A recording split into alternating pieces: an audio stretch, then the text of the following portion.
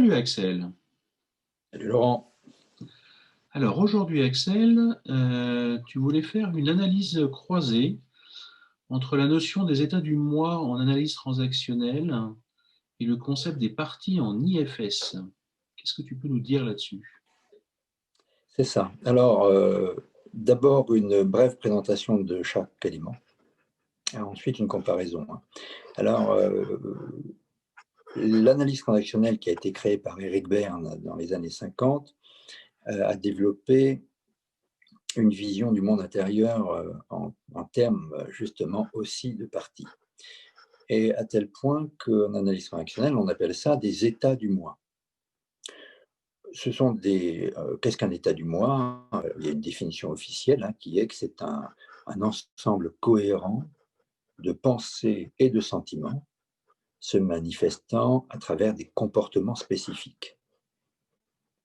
Globalement, ça veut dire que nous avons tous à l'intérieur de nous des mémoires organisées relatives à des moments historiques.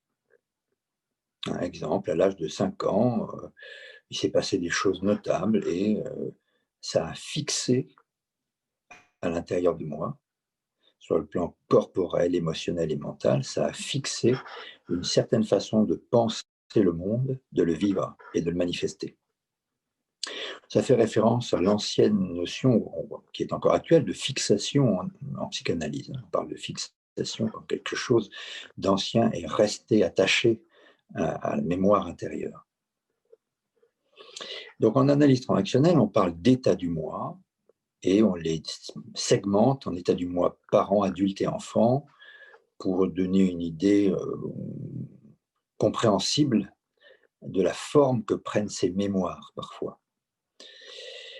Je vais être simple parce que les états du moi, c'est un concept assez important en analyse transactionnelle qui, pour être expliqué, en général, demande des séminaires de plusieurs jours.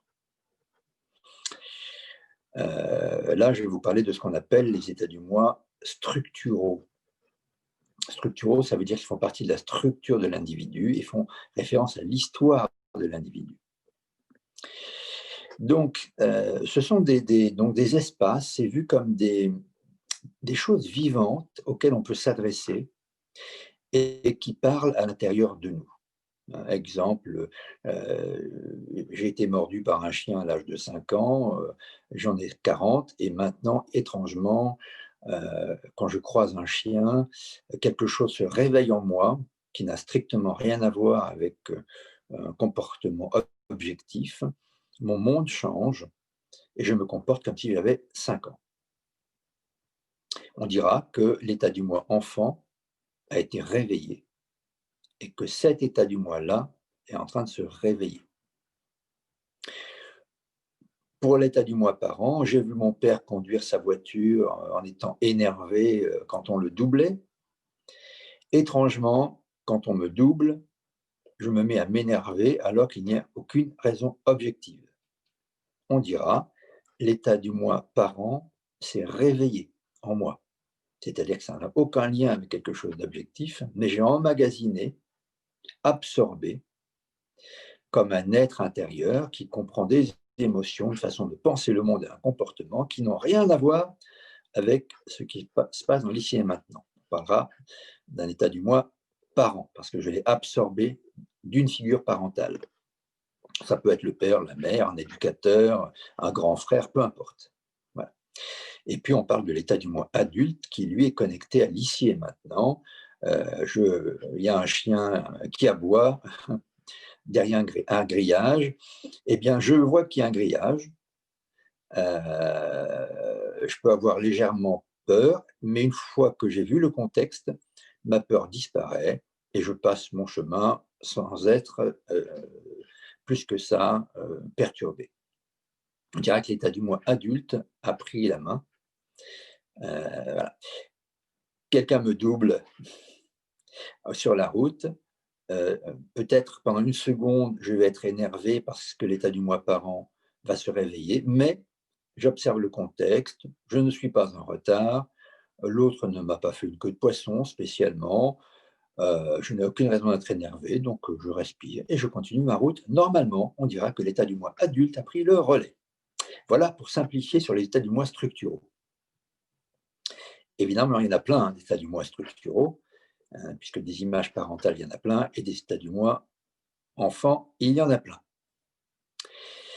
Maintenant, description pour l'IFS. Alors d'abord, oui, sur l'état du moi en analyse transactionnelle, est-ce que ça te paraît clair, Laurent, ou tu veux une précision?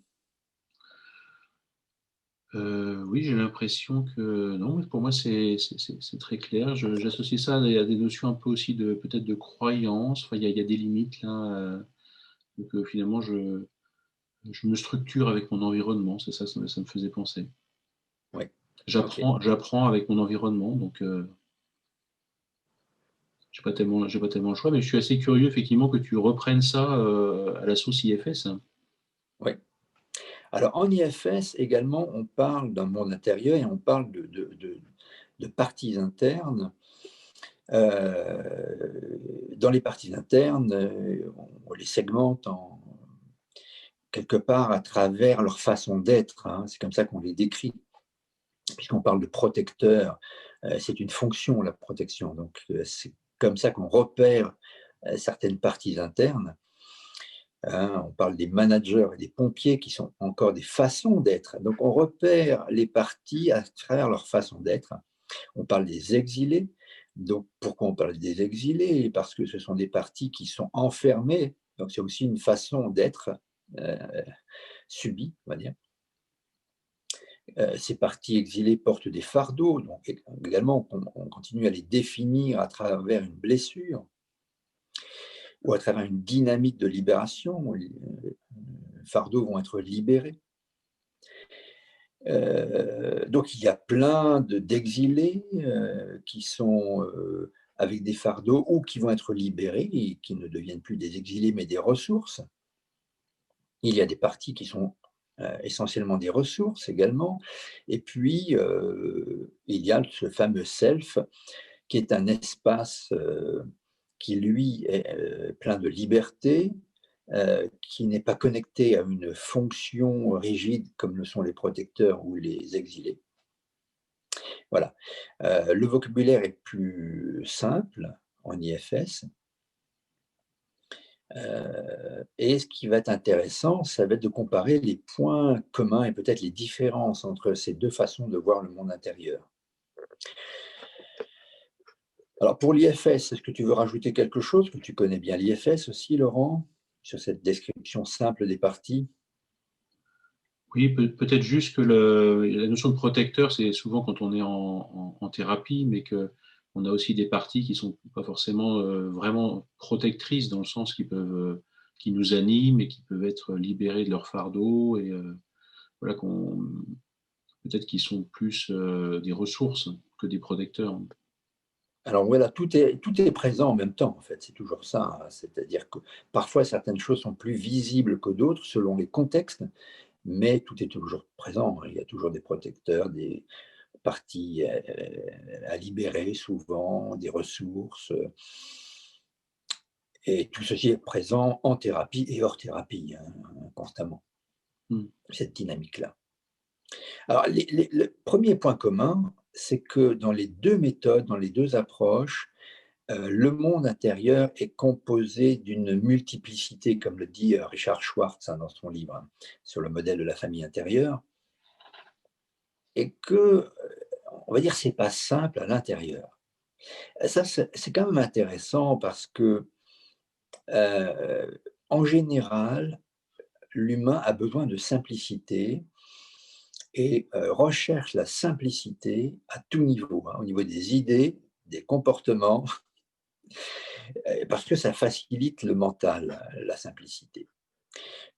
Quelqu'un se regarde dans une glace et dit: «C'est moi». Il montre sa pièce d'identité, il dit: «Voilà, c'est moi, c'est mon identité». Tout ça est bien sûr faux, complètement faux.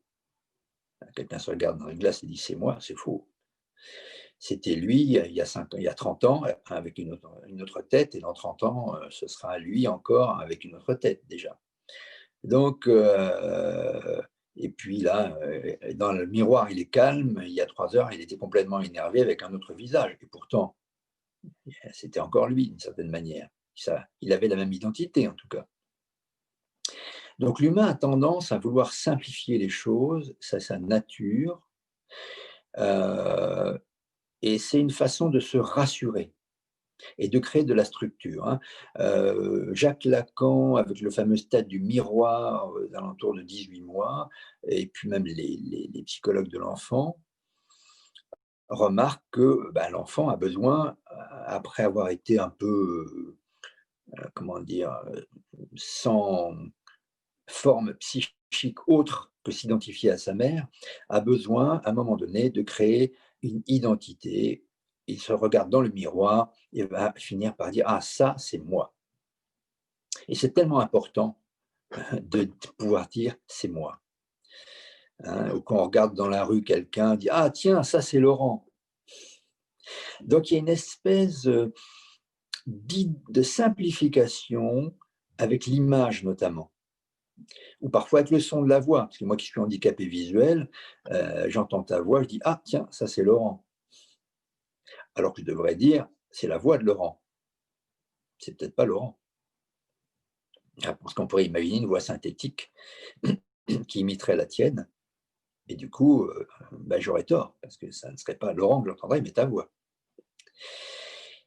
Alors, c'est ça qui est déjà super dans ces méthodes-là, c'est de plonger dans une réalité qui est niée tous les jours, à savoir que nous sommes complexes et multiples.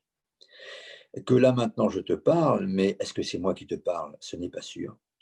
Peut-être que c'est une partie de moi qui parle et que pendant ce temps, d'autres parties font d'autres choses à l'intérieur de moi. Peut-être que tu crois que tu m'écoutes, mais c'est seulement une partie de toi qui m'écoute, pendant qu'une autre fait des commentaires et une troisième vit des émotions particulières, etc., etc. Donc ça, c'est un grand point commun entre ces deux approches. Elles sont fraternelles à ce niveau-là. Toutes les deux admettent, revendiquent que le monde intérieur est complexe et multiple. Donc ça, c'est très chouette. Alors jusque-là, déjà, tu as un feedback, si tu as envie. Oui, maintenant que tu as posé ça, est-ce que peut-être qu'il faudrait revenir sur les exemples, toi, le chien qui aboie, la voiture Oui. qui dépasse, et revisiter ça comment ça fonctionne en IFS, hein? Alors, si je prends le même exemple du chien qui aboie et moi qui suis terrifié, on pourrait très facilement dire que c'est un exilé, probablement paniqué, qui n'a pas déchargé un fardeau. Quel fardeau? Probablement un fardeau de panique. Dans quel contexte? Eh ben, probablement un contexte très ancien où il y a eu un trauma avec un chien, hein. Si cet exilé est trop dérangeant quand je passe près de ce grillage, il est possible qu'un manager me fasse éviter de passer par cette rue-là si je sais qu'il y a un chien dans cette rue-là qui m'effraie. Il est possible également que si je n'ai pas eu le temps de le faire, qu'un pompier réagisse complètement en me figeant complètement, hein, en bloquant mes sensations, en me rigidifiant, hein, et en, par exemple, me faisant avoir une espèce d'anesthésie émotionnelle et corporelle. Pourquoi pas? Voilà. Donc, il y a des interactions dans le monde intérieur, et dans les deux systèmes, il y a des interactions d'ailleurs, hein. Puisque dans le système de l'analyse transactionnelle, les états du moi parents, qu'on appelle parents, formatent les états du moi enfants, les contrôlent ou leur permettent de se libérer ou les stimulent. De la même manière qu'en IFS, les protecteurs contrôlent la prison des exilés. Donc il y a un point commun aussi au niveau du contrôle intérieur. Dans les deux systèmes, il y a des parties qui en contrôlent d'autres et qui ont pour projet de baliser le monde extérieur pour que rien du monde extérieur ne vienne perturber le monde interne. Dans les deux systèmes, il y a la même procédure, le même procédé. Dans les deux systèmes, il y a des parties blessées qui ont besoin de se libérer et qui portent des fardeaux. Ça n'a pas le même nom conceptuel, mais dans les deux cas, il y a des fardeaux, à savoir des émotions fixées, des croyances, des blocages psychocorporels dans les deux cas.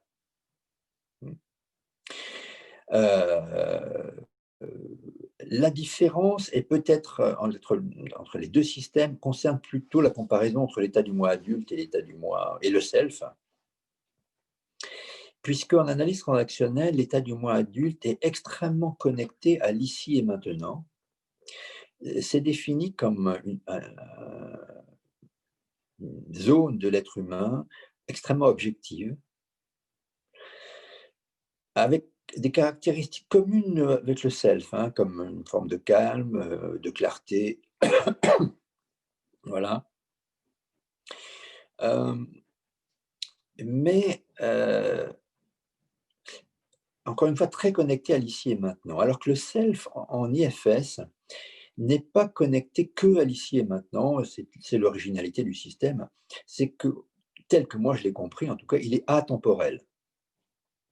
Le self n'a pas d'époque, est une espèce d'état, comment on pourrait le qualifier, qu'on pourrait rencontrer dans certaines approches de méditation ou spirituelle, une espèce d'état euh, euh, qui peut être connecté au présent, au passé, peut-être au futur, je ne sais pas. Je ne sais pas si j'irai jusque-là. Mais il n'est pas fixé à l'heure d'aujourd'hui, 9 heures du matin, 10 heures du matin. C'est quelque chose de beaucoup plus ample. Voilà. Donc, c'est peut-être l'une des différences entre l'analyse transactionnelle et le self que je pourrais souligner, en tout cas à l'heure d'aujourd'hui. Peut-être que je changerai d'avis dans 2 ans, 1 an, mais pour l'instant, c'est la différence majeure. Tu as une remarque là-dessus, Laurent?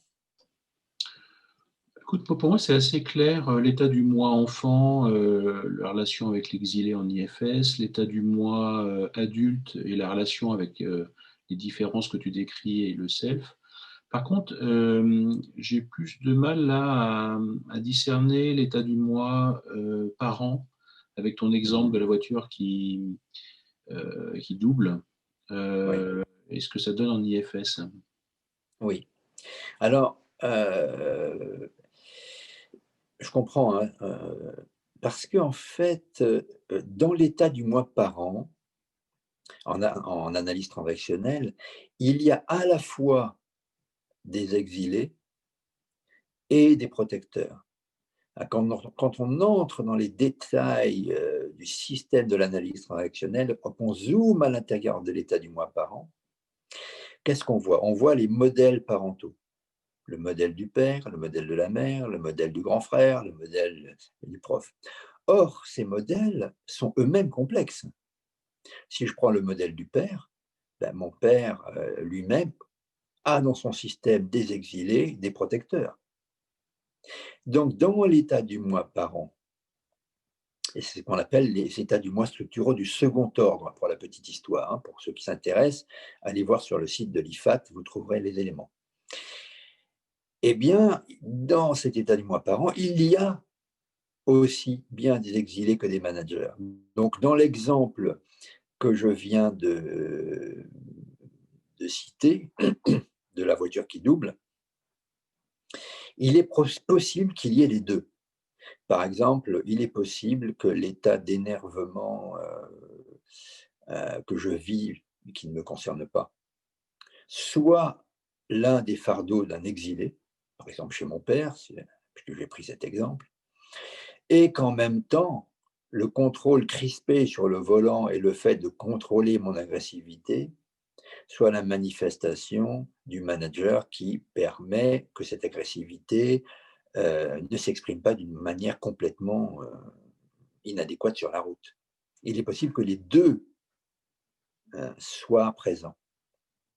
Voilà. Donc c'est important, ça c'est important effectivement de comprendre que dans les espaces euh, parents comme probablement enfants, les états du moi sont eux-mêmes diffractés en protecteurs et exilés. Voilà, sur l'exemple que je viens de citer. Et en Hein. fait, ce Là, que est-ce que je, ça... ouais, Oui, ce que je comprends, en fait, c'est que moi, quand j'étais en petit garçon, j'ai chopé, entre guillemets, le fardeau du père qui c'est s'énervait en ça. train de conduire. C'est ça, le Je fardeau l'aimais et bien, la protection. le fardeau et la protection en même temps. Ouais. C'est ça. Et puis après, peut-être pour un souci d'équilibre, quand je deviens adulte et que je conduis moi-même, effectivement, il faut des protecteurs qui régulent un peu tout ça, sinon c'est pas supportable. Voilà. C'est ça, c'est ça. Et les protecteurs peuvent être aussi absorbés. Hein, parce que ça peut être un protecteur que moi je fabrique d'une manière quelconque, mais je peux avoir absorbé le protecteur de mon parent, hein, parce qu'il m'a montré que c'est comme ça qu'on se protège. Et ça, non, oui, c'est pas simplement le fardeau, c'est je peux adopter le mini-système en fait. Absolument, absolument. Et ça, c'est particulier à l'analyse transactionnelle, c'est que elle nous enseigne qu'on peut absorber l'intégralité des choses. Dans le système IFS, peut-être c'est ça qui pourrait enrichir la vision du système IFS, c'est que dans le système IFS, on parle des exilés, hein, qui sont des parties blessées suite à certaines expériences. Bon, ok. Sachant que ces parties blessées peuvent appartenir à notre histoire comme l'histoire de quelqu'un d'autre. Ça, on le sait maintenant en IFS. On parle de managers qui sont des façons de gérer et de stabiliser le système. Bon. Je pense qu'on oublie parfois que les managers peuvent aussi être des parties que nous avons absorbées de l'histoire de quelqu'un d'autre. Et les pompiers aussi, d'ailleurs. Voilà. Tous les protecteurs peuvent également soit avoir été créés par nous-mêmes dans notre propre laboratoire créatif depuis qu'on est sur cette terre, mais peuvent avoir également été absorbés. Donc c'est intéressant cette comparaison à ce niveau-là. Juste une précision là en IFS, est-ce que ça veut dire que dans ces deux cas-là, les parties sont les miennes, mais elles absorbent des croyances, des fardeaux qui ne sont pas les miennes? Ou est-ce que ce sont même les parties qui ne sont pas à moi? Ou les deux en général? Eh ben, il s'agit de l'explorer. On ne peut pas le savoir d'office, il s'agit d'interroger la personne, d'inviter son self à questionner, et à force de questions et de réactions, ça se révélera. Est-ce que c'est une option ou est-ce que c'est l'autre? D'accord. Mais c'est intéressant d'avoir l'esprit ouvert sur les deux possibilités, en tout cas. C'est surtout ça.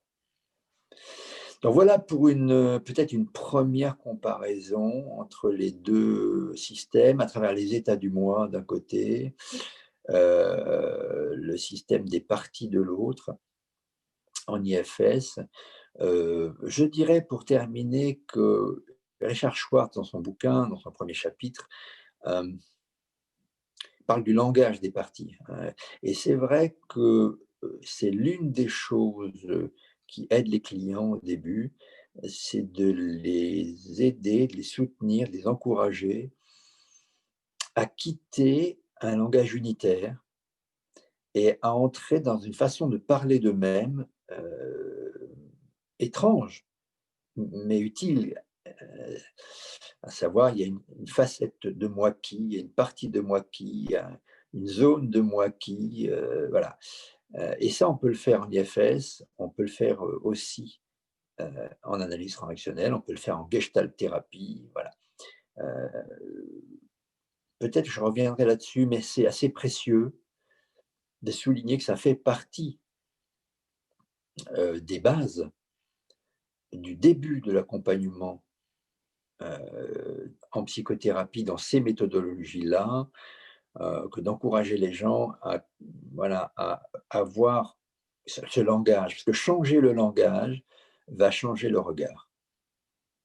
Voilà. Et c'est intéressant de les encourager à changer leur langage de façon expérimentale, qu'ils comprennent bien qu'on ne leur demande pas de changer leur langage dans la vie, mais de le changer, ne serait-ce que pendant le temps juste de la psychothérapie, des séances ou de certaines parties de la séance, de façon expérientielle. Voilà.